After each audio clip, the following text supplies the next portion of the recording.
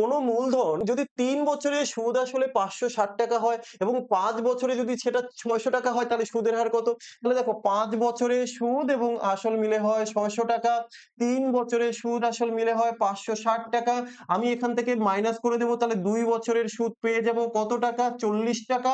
তাহলে ১ বছরের সুদ কত হবে? ২০ টাকা। এবার আমি এখানে ৩ বছরেরটা বের করে নিই। ৩ বছরের সুদ কত হবে? ৩ কুড়ি ৬০ টাকা। ৩ বছরের সুদ আসল হচ্ছে ৫৬০, সুদ হচ্ছে কত? ৬০ টাকা। তাহলে আসল কত? তুমি বললে স্যার ৫০০ টাকা। যেহেতু সুদের হার চেয়েছে, তোমরা জানো সুদের হার ইকুয়াল টু কি? SI ইনটু 100 বাই হচ্ছে P ইনটু T। এখানে সুদ পেয়েছো কত টাকা? ৬০ টাকা সুদ পেয়েছো। এই যে ৬০ ইনটু কত লিখবে? ১০০। কত টাকা আসল? আসল হচ্ছে এই যে ৫০০ টাকা। সময়টা কত? তুমি ৩ বছরের বের করেছো। তাহলে কাটো এবার, এই শূন্য কাটলাম ৫, তাহলে ৩ ৫ ১৫, ১৫ দিয়ে ৬০ কে কাটলে কত? ৪, তাহলে ৪% হয়ে যাচ্ছে। Option B is the correct answer.